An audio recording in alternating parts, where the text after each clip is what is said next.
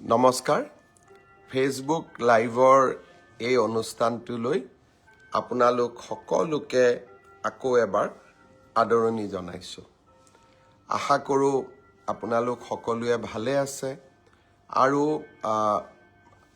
এইকেইটা দিন বহুখিনি নতুন খবৰো আহি আছে, নতুন খবৰো আহিব।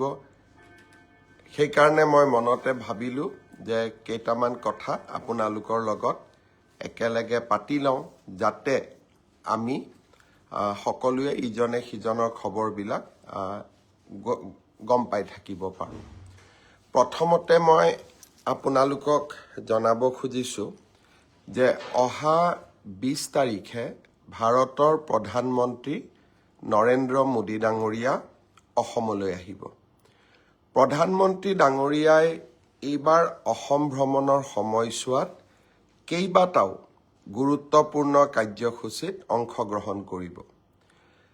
লোকপ্ৰিয় গোপীনাথ বৰদলৈ আন্তৰ্জাতিক বিমানবন্দৰ, গুৱাহাটীৰ যিটো বিমানবন্দৰ, তাক অত্যন্ত সুন্দৰভাৱে নিৰ্মাণ কৰি উলিওৱা হৈছে। প্ৰায় 4,000 কোটি টকা ব্যয়েৰে নিৰ্মাণ কৰি উলিওৱা এই নতুন টাৰ্মিনেল বিল্ডিংটো চালে একেবাৰে আমি চকুটো তাৰ পৰা লৈ আহিব নোৱাৰোঁ আৰু সকলো ফালৰ পৰা অপূৰ্ব সুন্দৰ ব্যৱস্থা আৰু এই গোটেই বিমানবন্দৰটো নিৰ্মাণ কৰোঁতে আমাৰ অসমৰ বাঁহ ব্যৱহাৰ কৰা হৈছে আৰু বিমানবন্দৰটোৰ যিটো শ্বেপ বা আকৃতি, সেই আকৃতিটো কপৌ ফুলৰ আৰ্হিত নিৰ্মাণ কৰা হৈছে। এই বিমানবন্দৰটো প্ৰধানমন্ত্ৰী নৰেন্দ্ৰ মোদী ডাঙৰীয়াই ৰাইজৰ বাবে উৎসৰ্গা কৰিব। আমি সকলোৱে জানো যে এই বিমানবন্দৰটি ভাৰত ৰত্ন গোপীনাথ বৰদলৈ নামত উৎসৰ্গিত। 80 ফুটৰ এটা বিশাল উচ্চতাৰ লোকপ্ৰিয় গোপীনাথ বৰদলৈৰ প্ৰতিমা এটা নিৰ্মাণ কৰি উলিওৱা হৈছে। প্ৰধানমন্ত্ৰী ডাঙৰীয়াই লোকপ্ৰিয় বৰদলৈ ডাঙৰীয়াৰ এই প্ৰতিমূৰ্তিটো মুকলি কৰিব।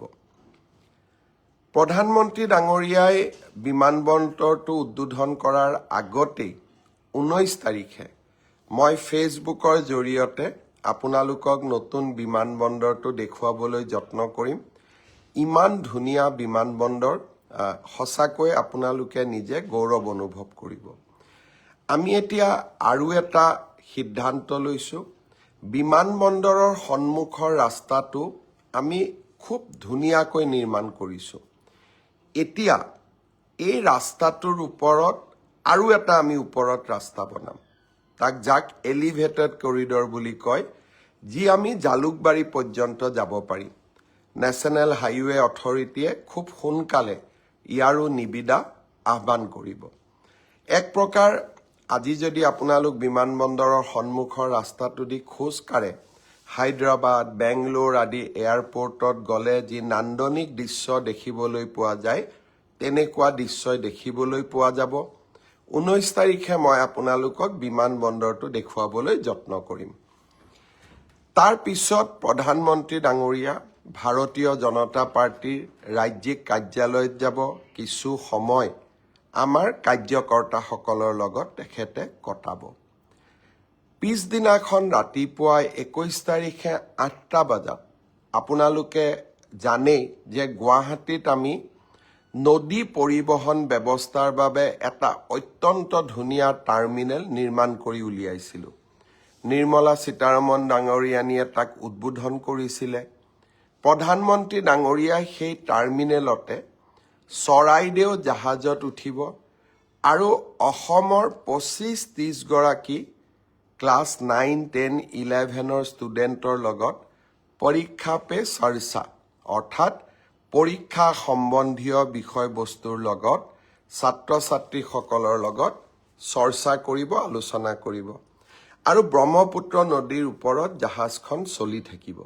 ব্ৰহ্মপুত্ৰ আৰু ইয়াৰ লগত জড়িত পৰ্যটনৰ অপাৰ সম্ভাৱনা, প্ৰধানমন্ত্ৰী ডাঙৰীয়াৰ এই যি তেখেতে সিদ্ধান্ত লৈছে যে নদীৰ ওপৰত পৰীক্ষা পে চৰ্চা কৰিম, মই ভাবোঁ ই বিশ্ববাসীৰ দৃষ্টি আকৰ্ষণ কৰিব। যোৱাবাৰ কাজিৰঙাত প্ৰধানমন্ত্ৰী ডাঙৰীয়াই এটা নিশা কটোৱাৰ পিছত আমি হাইয়েষ্ট টুৰিষ্ট ইনফ্ল' আটাইতকৈ বেছি পৰ্যটক পাবলৈ সক্ষম হৈছিলোঁ। এইবাৰ ব্ৰহ্মপুত্ৰ নদীৰ ওপৰত তেখেতৰ ভ্ৰমণ আৰু তাৰ ওপৰত পৰীক্ষা পে চৰ্চা, মই ভাবোঁ ব্ৰহ্মপুত্ৰকো এটা আকৰ্ষণৰ কেন্দ্ৰবিন্দু যি হয়েই আৰু অধিক উচ্চতালৈ লৈ যাব। 21 তাৰিখে প্ৰধানমন্ত্ৰী ডাঙৰীয়াই আমি গুৱাহাটীৰ বৰাগাঁৱত নিৰ্মাণ কৰি ওলোৱা অসম আন্দোলনৰ শ্বহীদসকলৰ সন্মানাৰ্থে নিৰ্মাণ কৰি ওলোৱা শ্বহীদ স্মাৰকলৈ যাব আৰু শ্বহীদ স্মাৰকত তেখেতে অসমৰ জাতীয় অস্তিত্ব ৰক্ষাৰ আন্দোলনত নিহত হোৱা 860 গৰাকী শ্বহীদলৈ শ্ৰদ্ধা নিবেদন কৰিব। এয়া প্ৰথম হ'ব, প্ৰথমবাৰৰ বাবে ভাৰতৰ প্ৰধানমন্ত্ৰীয়ে আমাৰ জাতীয় শ্বহীদসকললৈ শ্ৰদ্ধা নিবেদন কৰিব। 21 তাৰিখে আমি গুৱাহাটীৰ পৰা ডিব্ৰুগড়লৈকে যাম। আমাৰ চৰকাৰে ডিব্ৰুগড়ক দ্বিতীয় ৰাজধানী হিচাপে নিৰ্মাণ কৰিছে আৰু ডিব্ৰুগড় জিলাক কেন্দ্ৰ কৰি এটা অৰ্থনীতিক নতুন ৰূপ দিবলৈ প্ৰয়াস আৰু প্ৰচেষ্টা কৰিছে। এই প্ৰচেষ্টাৰ অন্তৰ্গত এটা ডাঙৰ আমাৰ ইনিচিয়েটিভ হ'ল নামৰূপৰ সাৰ কাৰখানা। নামৰূপত সাৰ কাৰখানা এটা আছিলে, যাক আমি ব্ৰহ্মপুত্ৰ ভেলী ফাৰ্টিলাইজাৰ কৰ্পৰেশ্যন বুলি কওঁ। তাত 3 লাখ মেট্ৰিক টন ইউৰিয়া উৎপন্ন কৰা হৈছিলে। এতিয়া আমি অসম চৰকাৰ আৰু ভাৰত চৰকাৰৰ প্ৰচেষ্টাত ভাৰত চৰকাৰৰ 60%, অসম চৰকাৰৰ 40%, আমি 12 লাখ মেট্ৰিক টন ইউৰিয়া উৎপন্ন কৰিম। 12 লাখ মেট্ৰিক টন ইউৰিয়া উৎপন্ন কৰাৰ লগে লগে সাৰৰ ক্ষেত্ৰত, ফাৰ্টিলাইজাৰৰ ক্ষেত্ৰত আমি অকল আত্মনিৰ্ভৰশীলেই নহয়, মেইনলেণ্ড ইণ্ডিয়ালৈকে আমি সাৰ ৰপ্তানি কৰিব পাৰিম, পঠিয়াব পাৰিম। মায়ানমাৰ, বাংলাদেশ আদি ভূটানতো আমি ফাৰ্টিলাইজাৰ প্ৰয়োজন হ'লে পঠিয়াব পাৰিম। প্ৰায় 10,000 কোটি টকাৰ ই এক নতুন উদ্যোগ হ'ব।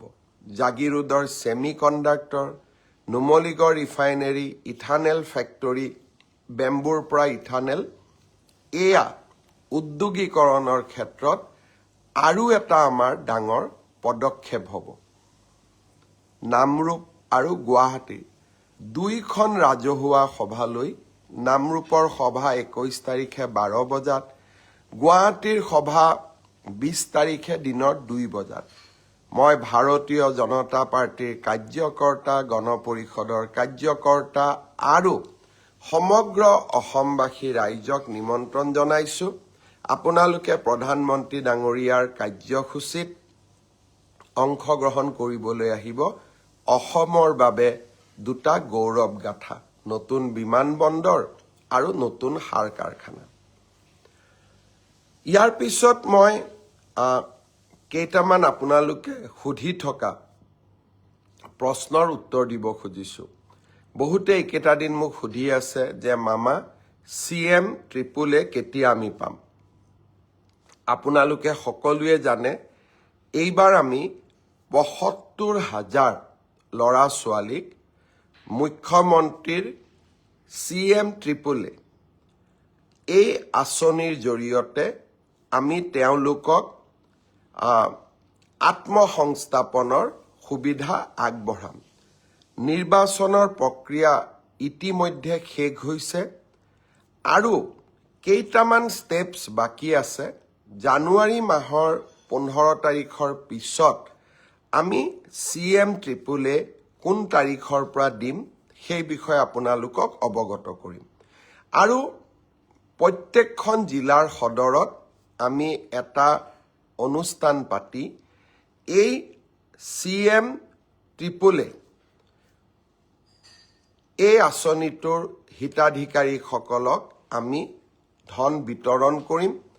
যিমান কেইখন জিলাৰ সদৰত পাৰোঁ মই যাম, আৰু যিকেইখনত মই যাব নোৱাৰোঁ আমাৰ মন্ত্ৰীসভাৰ সদস্য বিশেষকৈ উদ্যোগ মন্ত্ৰী ডাঙৰীয়া নিজে গৈ আপোনালোকক বিতৰণ কৰিব। আমি নিশ্চিতভাৱে নিৰ্ধাৰিত সময় এই বিত্তীয় বৰ্ষ ফেব্ৰুৱাৰী মাহৰ জানুৱাৰীৰ 15 তাৰিখৰ পিছত আৰু ফেব্ৰুৱাৰী মাহৰ প্ৰথম 15 দিনৰ ভিতৰত এই আঁচনিৰ ধন আপোনালোকৰ মাজত বিতৰণ কৰিম। ইয়াৰ পিছত বহুকেইজনে মোক নিযুক্তিৰ বিষয়ে সুধি আছে।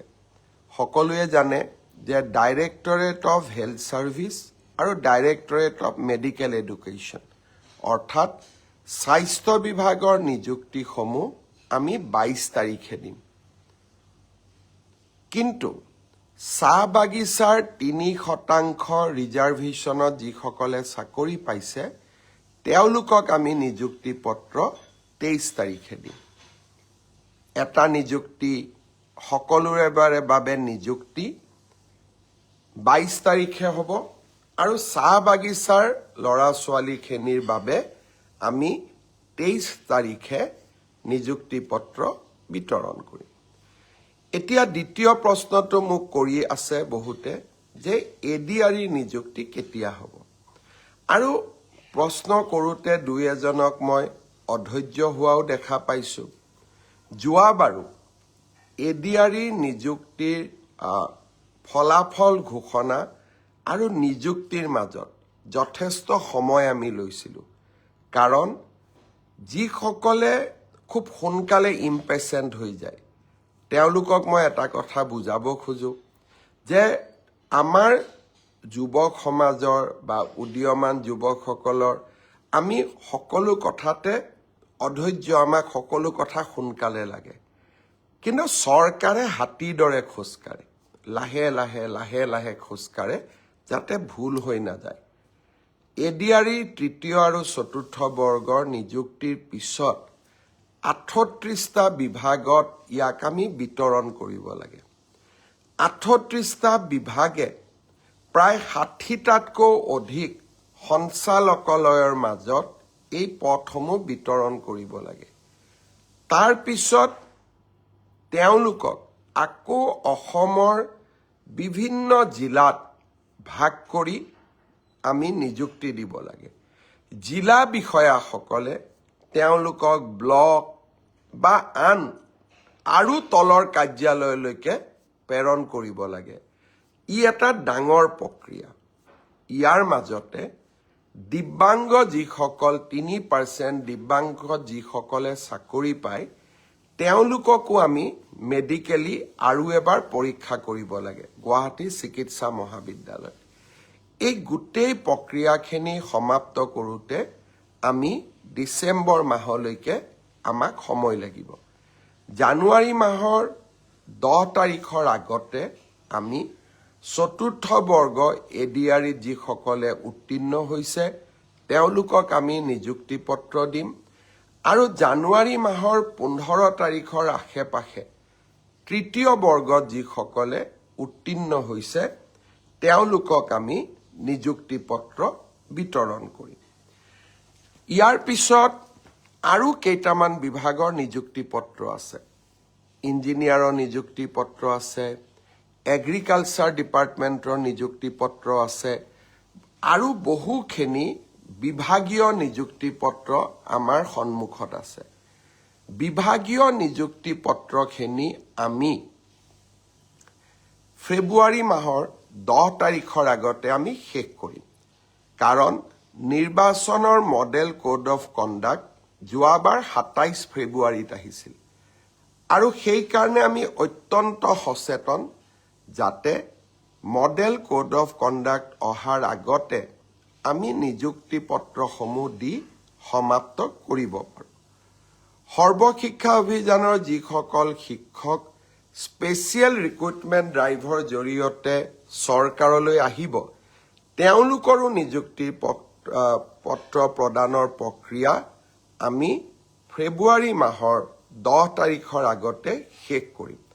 আপোনালোক নিশ্চিত থাকক, সকলোৱে নিযুক্তি পত্ৰ পাব যিসকলে উত্তীৰ্ণ হৈছে। আমি অধৈৰ্য হ'ব নালাগে। কোনোবাই কৈছে মই প্ৰাইভেট চাকৰি এৰি দিলোঁ, চৰকাৰে এই কথাবিলাক বিবেচনাত নলয়। চৰকাৰে মাত্ৰ যাতে আপোনালোকে চাকৰি কৰাৰ পিছত দৰমহা পায়, পেঞ্চন পায়, চাকৰি কাৰ্যকালত যাতে বিপদত নপৰে, সেইকাৰণে আমি নিযুক্তি পত্ৰসমূহ ভাবি চিন্তি আমি সুন্দৰ কৰি দিব যত্ন কৰোঁ। আৰু অকণমান ভাল কৰি দি থকাৰ কাৰণে যোৱা 5টা বছৰত মোৰ চৰকাৰৰ দিনত কোৰ্টত কেছ হোৱা নাই, নতুনকৈ চাকৰি পোৱা ল'ৰা ছোৱালীয়ে কষ্ট পোৱা নাই, আৰু এটা সুন্দৰ ব্যৱস্থা এটা আমি অসম চৰকাৰৰ ভিতৰত আমি নিৰ্মাণ কৰিব পাৰিছোঁ। আৰু তাৰ ফলাফল আজি সকলোৱে লাভ কৰিছে। 1.5 লাখ নিযুক্তি এটাও কোৰ্টত কেছ নোহোৱাকৈ। ই সাধাৰণ প্ৰাপ্তি নহয়। মোৰ আগত অসমত 14 গৰাকী মোতকৈও গুণী জ্ঞানী ব্যক্তিয়ে অসমৰ মুখ্যমন্ত্ৰীৰ আসনত অধিষ্ঠিত হৈছিল, কিন্তু কোনো এটা সময়তে 1.5 লাখ নিযুক্তিৰ প্ৰচেষ্টাই চলোৱা হোৱা নাছিল। অসমৰ দৰে ৰাজ্যৰ বাবে ই সপোনৰো অগোচৰ আছিলে। আজি আমি তাক বাস্তৱত ৰূপায়িত কৰিব পাৰিছোঁ। সপোন লগা কথাবিলাক আজি আমি বাস্তৱত প্ৰয়োগ কৰিব পাৰিছোঁ, সফল হ'ব পাৰিছোঁ। শ্ৰদ্ধাৰ ৰাইজ, প্ৰধানমন্ত্ৰী ডাঙৰীয়াক আমি বিদায় দি অহা 29 তাৰিখে গৃহমন্ত্ৰী ডাঙৰীয়াক অসমত আমি আমন্ত্ৰণ জনাম। 3টা ডাঙৰ কাম গৃহমন্ত্ৰী ডাঙৰীয়াই আমাৰ কাৰণে পালন কৰিবলৈ বা আমাৰ কাৰণে আমাৰ লগত আনন্দৰ সময়ত উপস্থিত থাকিবলৈ আহিব। মহাপুৰুষ শ্ৰীমন্ত শংকৰদেৱৰ জন্মস্থান বটদ্ৰৱাক আমি আটক ধুনীয়াকৈ সজাই তুলিছোঁ। বৰদোৱা থানকটো আমি সজাইছোৱেই। বৰদোৱা থানৰ লগত এটা অত্যন্ত সুন্দৰ প্ৰকল্প আমি নিৰ্মাণ কৰিছোঁ। ভাগৱতখন ৰাখিবৰ বাবে যিটো ভাগৱত গৃহ নিৰ্মাণ কৰিছোঁ, সি ইমান উচ্চত যে সঁচাকৈয়ে দেখিলে এক অনুপম আধ্যাত্মিক অভিজ্ঞতা আমাৰ মনলৈ আহে, মনটো শিহৰিত হৈ পৰে। কেইটামান দিন পিছত মই বৰদোৱালৈ গৈ আমি নিৰ্মাণ কৰা প্ৰকল্পটো আপোনালোকক ফেচবুকৰ জৰিয়তে দেখুৱাবলৈ চেষ্টা কৰিম। সেই প্ৰকল্পটো গৃহমন্ত্ৰী ডাঙৰীয়াই উদ্বোধন কৰিব। লগতে গুৱাহাটীত আমি জ্যোতি বিষ্ণুৰ নামেৰে 5,000 লোক একেলগে বহিব পৰাকৈ এটা আটক ধুনীয়া প্ৰেক্ষাগৃহ নিৰ্মাণ কৰিছোঁ। 5,000। এই 5,000 অডিটৰিয়ামটো গৃহমন্ত্ৰী ডাঙৰীয়াই উদ্বোধন কৰিব। আৰু গুৱাহাটীত আমি সংযোগ কৰা CCTVৰ গোটেই আঁচনিখনো গৃহমন্ত্ৰী ডাঙৰীয়াই উদ্বোধন কৰিব। অহা মাহত গৃহমন্ত্ৰী ডাঙৰীয়া ডিব্ৰুগড়লৈ যাব। ডিব্ৰুগড়ত অসম বিধানসভাৰ নতুন চৌহদটোৰো তেখেতে আধাৰশিলা স্থাপন কৰিব। অৰ্থাৎ অসমখনক এটা নতুন পৰ্যায়লৈ লৈ যাবৰ বাবে, এটা নতুন দিগন্তলৈ লৈ যোৱাৰ বাবে আমাৰ যি প্ৰয়াস আৰু প্ৰচেষ্টা আছিলে, তাক আমি বাস্তৱত ৰূপায়িত হোৱা দেখিছোঁ। শ্বহীদ স্মাৰক, গুৱাহাটীৰ ৰিভাৰ ফ্ৰণ্ট, ডিব্ৰুগড়ৰ খনিকৰ ষ্টেডিয়াম, যোৰহাটৰ শ্বহীদ স্মৃতি উদ্যান, এইবিলাকে এই আঁচনিবিলাকে আমাৰ ৰাজ্যখনলৈ নৱজাগৰণ আনিছে। শিলচৰ টাউনতো অহা মাহৰ পৰা আমি ফ্লাইঅভাৰ নিৰ্মাণৰ কামো আৰম্ভ কৰিম। ঠিক সেইধৰণে লখিমপুৰত আমি উৰণীয়া সেতু নিৰ্মাণ কৰিছিলোঁ, এতিয়া আমি উদ্বোধন কৰিব পৰা হ'লোঁ। নামনিৰ পৰা উজনিলৈ, শিলচৰৰ পৰা ধেমাজিলৈ সমগ্ৰ ৰাজ্যখনতে উন্নয়নৰ এটা অদ্ভুত পৰিৱেশ আমি আজি দেখা পাইছোঁ। এই পৰিৱেশটো আমি ধৰি ৰাখিব লাগিব। পুনৰ এবাৰ গুৱাহাটী বিমানবন্দৰৰ ওপৰত দুটা কথা কৈ মই সামৰণি মাৰিম। গুৱাহাটী বিমানবন্দৰখন অকল বিমান অহা যোৱা কৰক তাকে নকৰি বিমানবন্দৰখনক আমি অসমীয়া যুৱক যুৱতীৰ কৰ্ম সংস্থাপনৰ কাৰণে কেনেকৈ ব্যৱহাৰ কৰিব পাৰোঁ,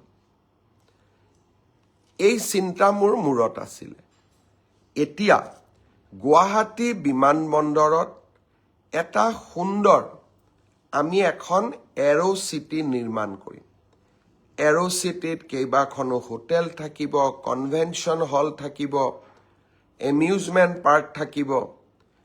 গোটেই ব্যৱস্থাটোৱে পৰ্যটকৰ বাবে আকৰ্ষণৰ কেন্দ্ৰবিন্দু হৈ পৰিব। সমান্তৰালভাৱে আমি গুৱাহাটী বিমানবন্দৰত বিভিন্ন বিমানসমূহৰ মেৰামতিৰ এটা হাব হিচাপে নিৰ্মাণ কৰিব খুজিছোঁ। আপোনালোকে এবাৰ চিন্তা কৰক, ভাৰতত ইমান প্লেন অহা যোৱা কৰি থাকে, প্লেনবিলাক ছাৰ্ভিচিং ক'ত হয়, প্লেনবিলাকত চেকআপ ক'ত হয়, প্লেনত কিবা বেয়া হ'লে তাক মেৰামতি কেনেকৈ কৰা যায়, ইয়াক কয় MRO, maintenance and repairing operation. এই MRO এটা আমি গুৱাহাটীত নিৰ্মাণ কৰিব খুজিছোঁ, গুৱাহাটী বিমানবন্দৰৰ লগতে।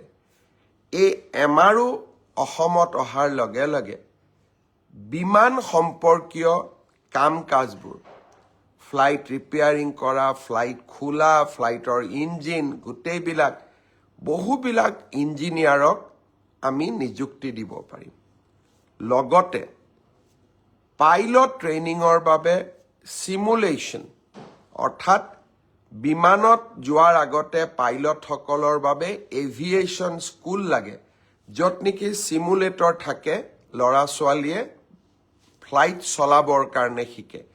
গুৱাহাটী বিমানবন্দৰত আমি এটা এভিয়েশ্যন স্কুল আৰু চিমুলেটৰো নিৰ্মাণ কৰিব খুজিছোঁ।